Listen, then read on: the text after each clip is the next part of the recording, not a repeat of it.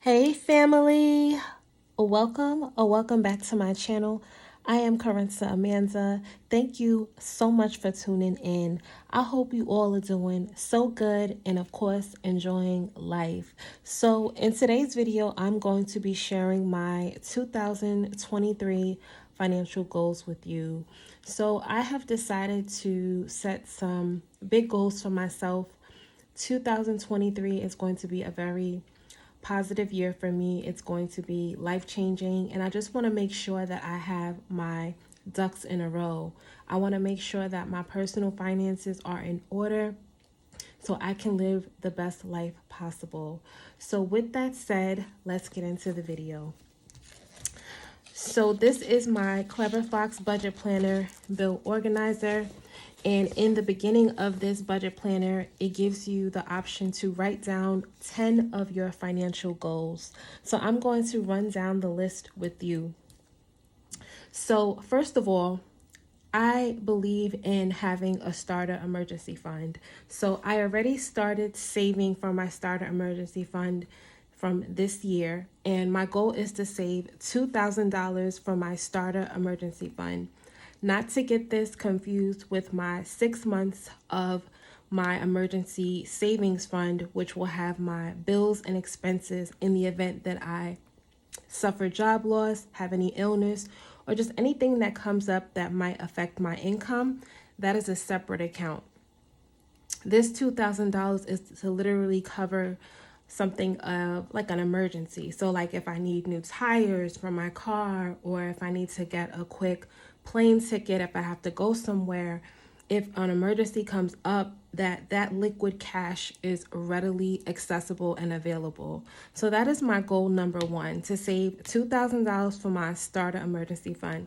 Currently, as I'm filming this video, I believe almost halfway there. And I have been doing the cash envelope system, stuffing my envelope every time I get paid to get to my goal of $2,000. Once I get to my goal of $2,000, that money will go into my bank savings account, where it's going to be easily accessible to obtain if anything comes up.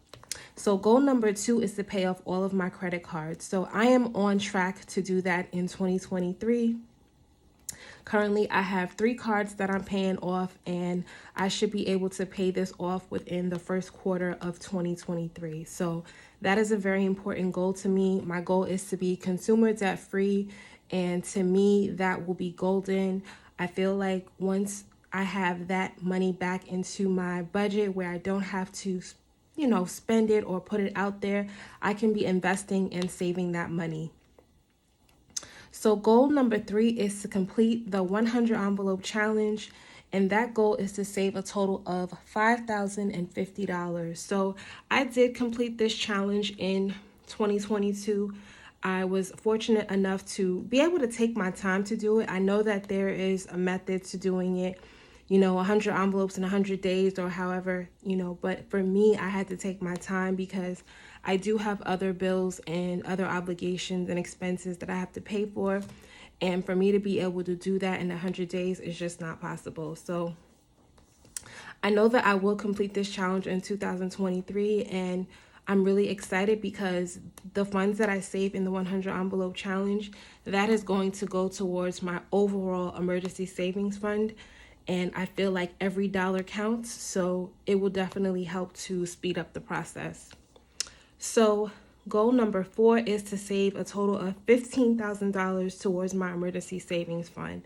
So my goal for my emergency savings fund, now that is my 6 months of bills and expenses, that goal is to save a total of $30,000. So that is not the total amount as far as 6 months. That really exceeds 6 months, but I'd rather have an extra cushion, an extra amount of money, because you just never know. And I feel like I would be more comfortable having $30,000. So will I be able to save $30,000 in 1 year? No.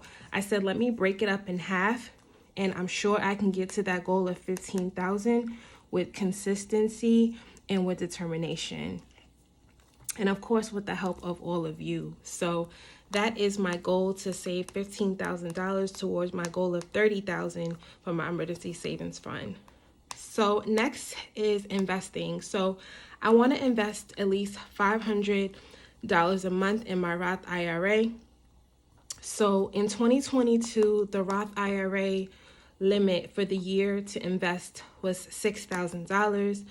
But in 2023, they are raising the limit so you can save a total of $6,500. So actually, I should be able to save over $500 a month and invest it into the market, but the goal is $500. I'm not going to be able to do the $500 until I pay off my credit card debt. So I'm going to continue on the path of saving $100 a month and investing that into my Roth IRA.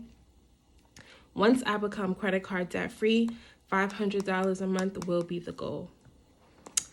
So goal number 6 is to get 1 month ahead on my monthly bills and expenses. So I believe that having a buffer account really does help you financially. So when you have a buffer in your account, you can have, like, let's say X amount of dollars that covers the total month for your bills and expenses. So you'll always be constantly ahead because you always have that money right in your bank account ready. So you don't have to wait until you get paid in order to pay your bills. The money is always there when you have a buffer that equals to your total months of bills and expenses. So my goal is to get 1 month ahead, and that amount is $5,000.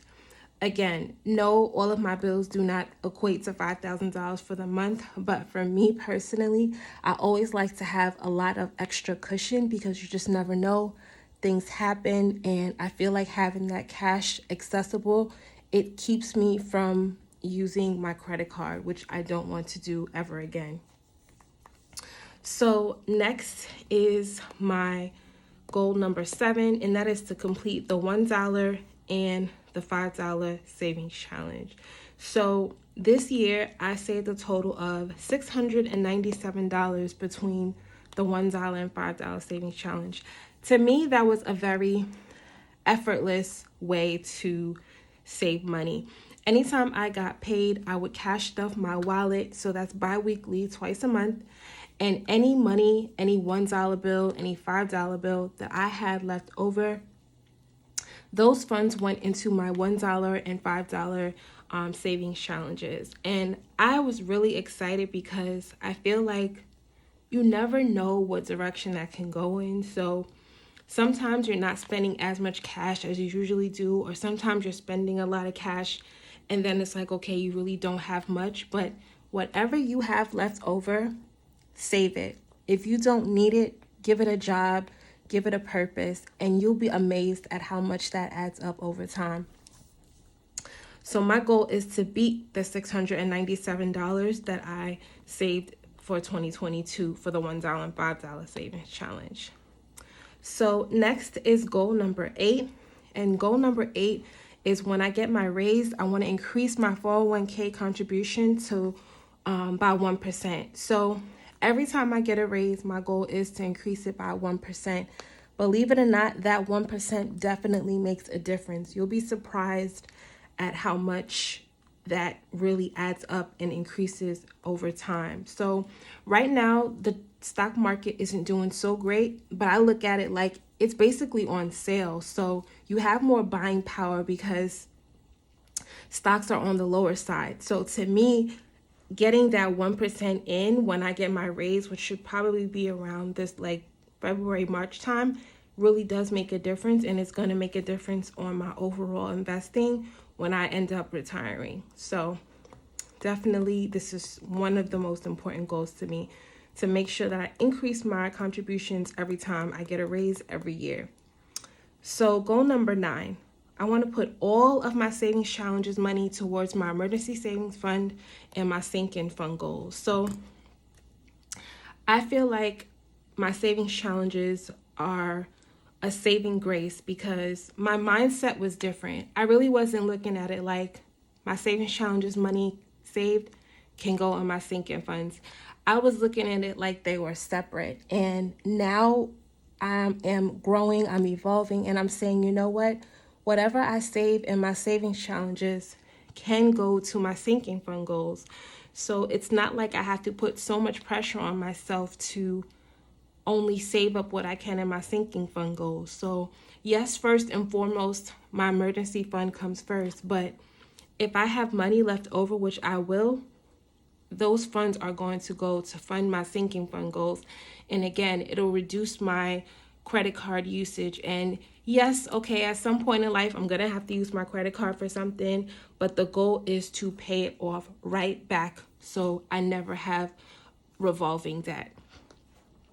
So last but definitely not least is goal number 10. And that really is to enjoy my personal finance journey and build my net worth. I really want to increase my net worth to where I feel like it should be for, where I am in my life. I know that we all, tend to make financial mistakes, but because I have this channel, because I'm in this budgeting community and in the cash stuffing community, I feel like I have evolved so much as a woman, as a budgeter.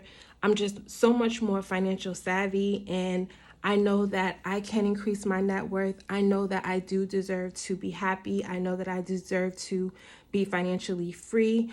And all of these steps and all of these goals and the participation in this community really does help me to really keep going and to just know that, yes, there is light at the end of the tunnel. So I just want to say thank you all so much. I love this community. I really appreciate all of your support.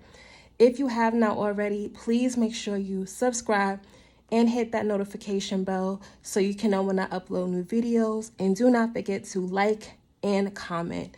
Please take care and be safe. Until next time, bye.